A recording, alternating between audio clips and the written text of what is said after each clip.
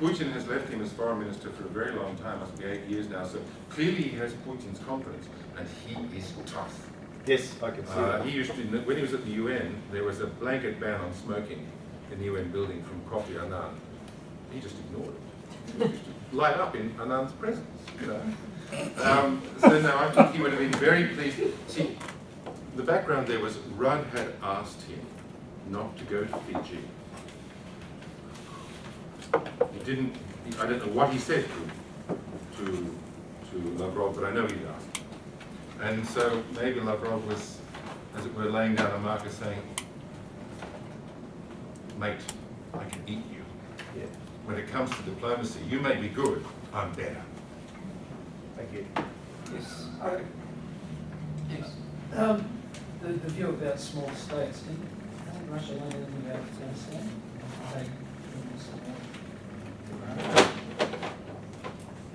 Yeah, that's a terrific question. The subject here is Europe. Otherwise, it's hard to talk about Russia, and you can never be Russia without talking about Afghanistan. Obviously, the Russians learned lessons from Afghanistan, and they lose no opportunity to say that to the Americans, you might have consulted us. We could have told you a thing or two about Afghanistan, because there was a humiliation of Russian arms in Afghanistan. There's a terrific Russian film about, and a war epic about Afghanistan, which you can get. I think it's called the 9th Brigade. And there's a scene in there in which a GRU colonel is preparing some special forces, some SAS troops to go in.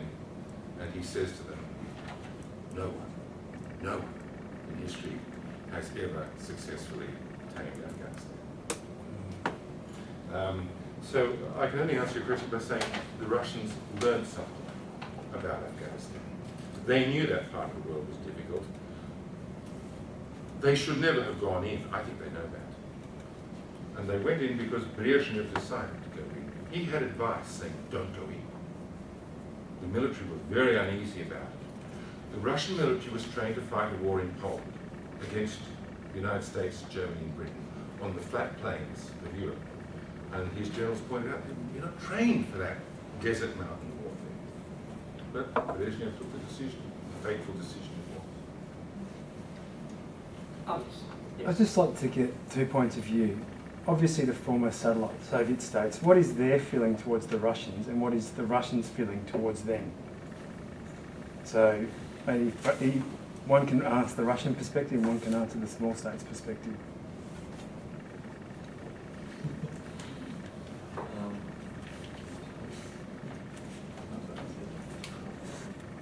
Go on, Jan, you'll take it and then we'll Tereza. Thank you, one of you. It depends who you ask, probably. in the satellite states, I'm sure there is many people who still feel very resentful towards, I would say, Soviet Union, but they drag it into the present towards Russia.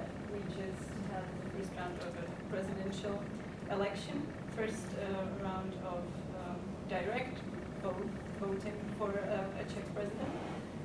And being a pro-Russian or an anti-Russian candidate was one of the most important aspects of the election. So it is still an issue. And in sports, for example, when the Czech team plays Russia, it's always a big deal, and they tend to say this is for the 68. Yeah. And it's young people who don't not only remember, but don't even learn in school about the 68. So it's more present than it should be. Can I just add one important thing here? I don't think the Russians pay much attention to soft power. Ultimately, I think they think it doesn't matter. We know soft power does matter. And Russia gets a pretty bad press, sometimes with very good reason, it seems to me. It's not a matter of bias. And the Russians can be their own worst enemy. You are school teachers.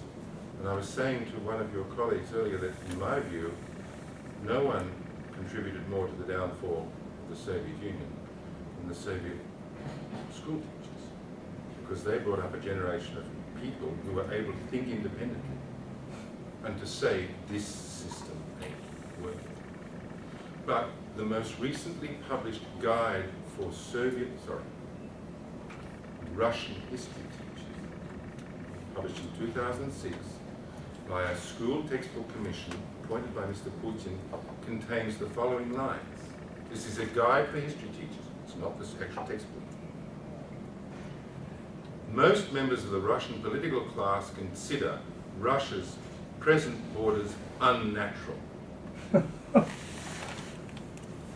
because they do not guarantee Russia's security.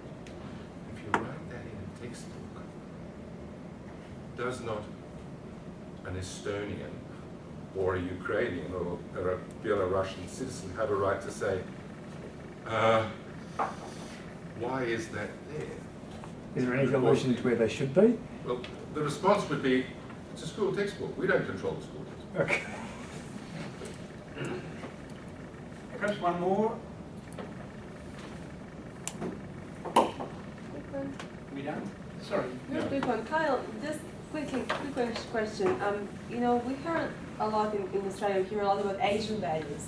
You know, Asian values standing for non-intervention in other Asian countries' sovereign affairs, etc., etc. Can we say, based on what you just elaborated, that Russia then really has so-called Asian values?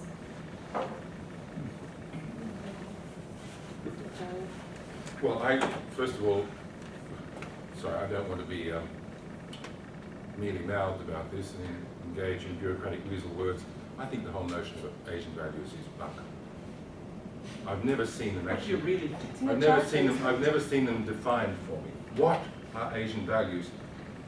Shark fin soup? Is that Asian values? Killing off the elephants for ivory, is that Asian values? Suppression of dissenting opinion, is that an Asian value? I'd like to see these Asian values defined for me. They've never been defined for me. But what I think piety would be one. Sorry? Filial piety would be one. Filial piety is certainly one. I had 5 years in China. So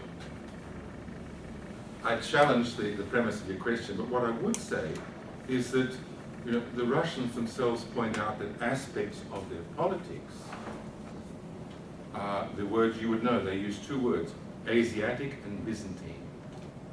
And for instance, that notion that whenever the leader, the Tsar, receives a foreign guest, he or she, it's always a he these days, is surrounded by this huge entourage of people who by their public abasement, because by the way, when you're waiting for Putin, you're not allowed to speak. So prime ministers, deputy prime ministers, serious ministers spend 2 hours doodling on their iPads. They could be doing business together. But no, court etiquette says you don't speak while you're waiting for the leader. Oh, by the way, there's a Russian saying that says, Putin's meetings never start, he is never late. Meetings always start at the appointed time. That is, when he's 2 hours late. So the Russians themselves would say that some aspects of their political system are, and they use it with Asiatsky, Byzantinsky. So they use that word, so we can use that word without being accused, I think, of some sort of racial stereotype. Okay.